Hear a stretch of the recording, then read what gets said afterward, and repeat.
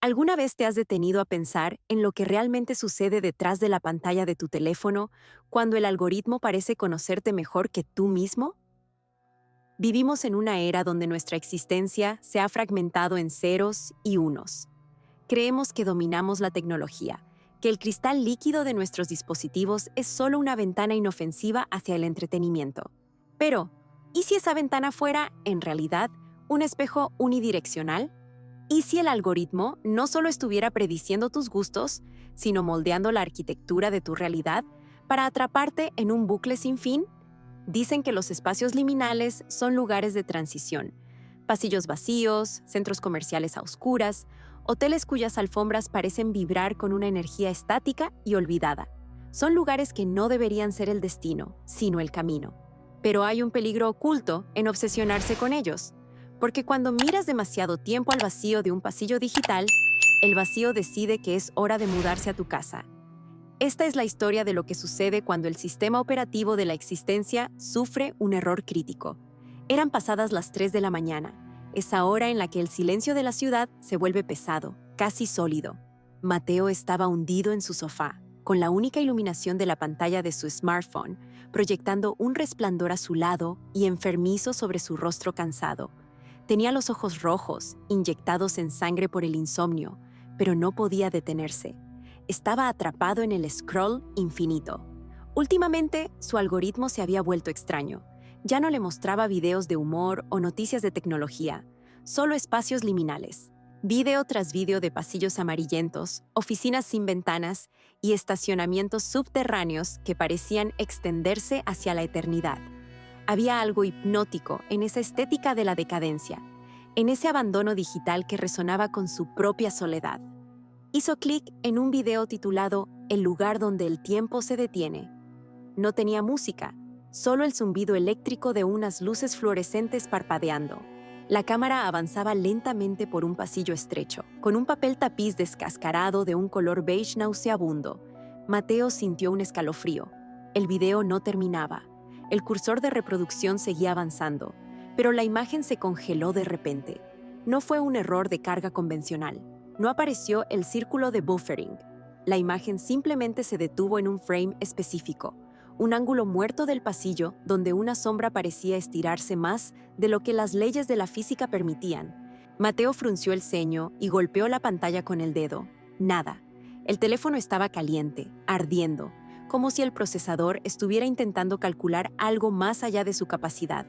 Intentó bloquearlo, pero el botón de encendido no respondía. El brillo de la pantalla aumentó gradualmente, volviéndose tan intenso que tuvo que entrecerrar los ojos.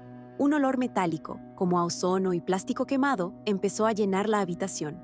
Mateo apartó la vista del teléfono por un segundo, buscando aire, y fue entonces cuando el corazón se le detuvo. El pasillo de su departamento, ese que conectaba la sala con su habitación, ya no era su pasillo.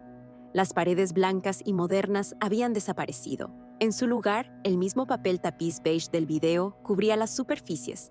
El suelo de madera laminada había sido reemplazado por una alfombra húmeda, de un color marrón sucio, que despedía un hedor a moho antiguo. Se puso de pie de un salto, dejando caer el teléfono sobre el sofá.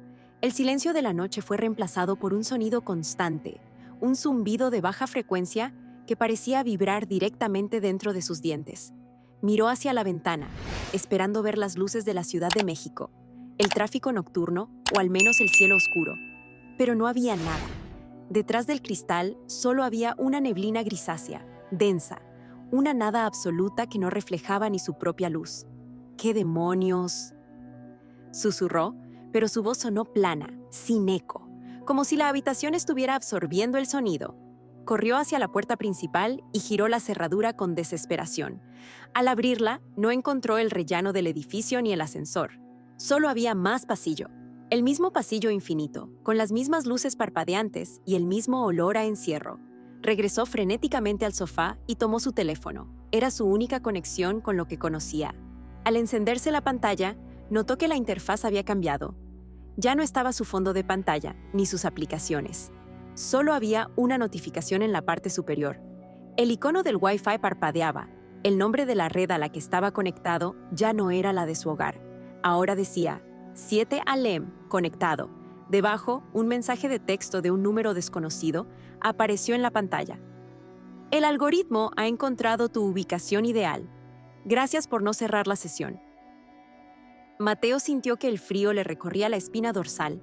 Intentó llamar a emergencias, pero al marcar el 911, el teléfono simplemente emitía un sonido de estática distorsionada que formaba palabras incoherentes, como si miles de voces estuvieran tratando de hablar a través de un ventilador.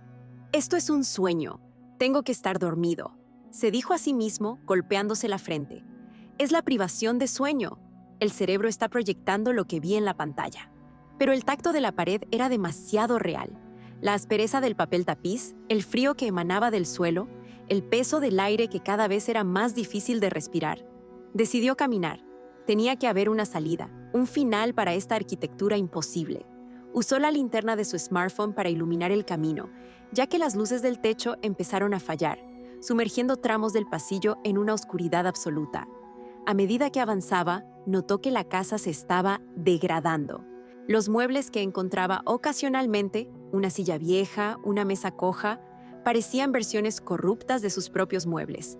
Su silla de escritorio estaba allí, pero la tela estaba desgarrada y las patas eran de un metal oxidado que goteaba un líquido negro y viscoso. El smartphone empezó a vibrar violentamente. Una nueva notificación. Batería 84%. El tiempo se agota cuando la luz se apaga. Mateo aceleró el paso. Empezó a correr, pero el pasillo parecía estirarse orgánicamente, como un músculo que se expande. Cada puerta que abría lo llevaba a una habitación que era un reflejo distorsionado de su propia vida. Entró en lo que parecía su cocina, pero el refrigerador no contenía comida, sino montones de cables viejos y componentes electrónicos llenos de polvo. En el espejo del baño, su reflejo llegaba con 3 segundos de retraso. Se miró a sí mismo y vio cómo su yo del espejo seguía gritando mucho después de que él hubiera cerrado la boca. El horror de 7, además, no era solo la geografía imposible, era la sensación de ser un dato obsoleto en un sistema que ya no te necesita. De repente, escuchó algo. No era el zumbido de las luces, eran pasos. Pasos pesados, arrastrados, que venían de la oscuridad, justo detrás de la esquina del siguiente corredor. Se detuvo en seco, apagando la linterna del celular para no ser visto. El silencio volvió a ser total, roto solo por los latidos de su corazón que martillaban contra sus costillas. En la penumbra vio una silueta. No era humana, o al menos no completamente. Era una figura alta, extremadamente delgada, cuya piel parecía tener la textura del ruido estático de una televisión vieja. Sus movimientos eran espasmódicos, como si estuviera perdiendo frames, moviéndose a saltos en la realidad. La criatura se detuvo y giró la cabeza. No tenía rostro. En su lugar tenía una pantalla plana, pequeña, que proyectaba el mismo video de espacios liminales que Mateo había estado viendo minutos antes. Mateo retrocedió, tropezando con la alfombra húmeda. El ruido del golpe alertó a la entidad.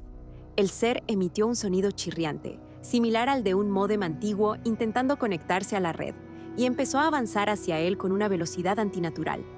¡Aléjate!, gritó Mateo, lanzando su teléfono hacia la luz para cegar a la cosa.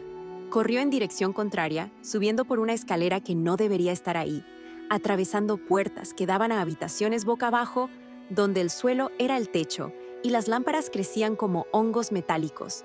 Su respiración era un silbido doloroso en sus pulmones. El aire en 7 Alem sabía a ceniza y a electricidad estática. Se encerró en lo que parecía ser un armario pequeño. Se acurrucó en el suelo, abrazando sus rodillas, temblando incontrolablemente. Miró su teléfono. Batería, 15%. Actualización de sistema requerida. «Por favor», sollozó. «Solo quiero volver. Solo quiero que esto se detenga». Una nueva notificación apareció, pero esta vez no era un mensaje de texto. Era una videollamada de yo mismo. Con las manos temblorosas, Mateo aceptó la llamada. La cámara frontal se activó, pero no mostraba su cara actual en el armario. Mostraba su sala de estar. Su sala de estar real, la de nuestro mundo. Allí estaba él, o alguien que se le parecía exactamente, sentado en el sofá, mirando el teléfono con una expresión de aburrimiento, haciendo scroll infinito. El Mateo del armario golpeó la pantalla con desesperación. «Oye, estoy aquí. Mírame, ayúdame». Pero el Mateo del mundo real no lo escuchaba. Solo se rascó la mejilla y bostezó. En la pantalla del teléfono del Mateo real se veía un video de un hombre atrapado en un armario, gritando por su vida. El Mateo real le dio «me gusta» al video y siguió bajando. Fue entonces cuando Mateo lo comprendió. Había sido consumido. El algoritmo no solo lo había llevado a 7 Alem, lo había convertido en contenido. Él ya no era el usuario, era el dato. Era la creepypasta que alguien más consumiría a las 3 de la mañana para sentir un escalofrío pasajero antes de quedarse dormido. Escuchó la puerta del armario crujir.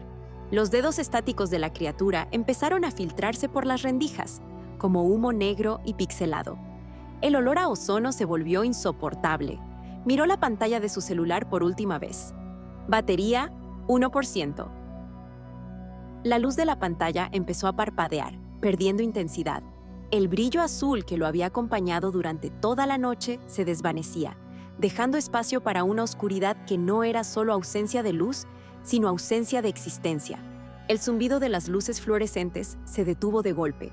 En la oscuridad total del armario de 7 Alem, Mateo sintió una mano fría, hecha de estática y olvido, cerrarse alrededor de su garganta. No hubo grito, no hubo resistencia, solo el sonido de un dispositivo apagándose para siempre. A la mañana siguiente, en un departamento en la Ciudad de México, un teléfono inteligente permanecía sobre un sofá. Estaba apagado.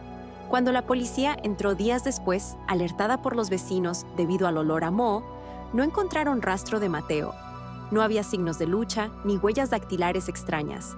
Solo un departamento que parecía un poco más viejo de lo que debería, con un papel tapiz beige que nadie recordaba haber instalado.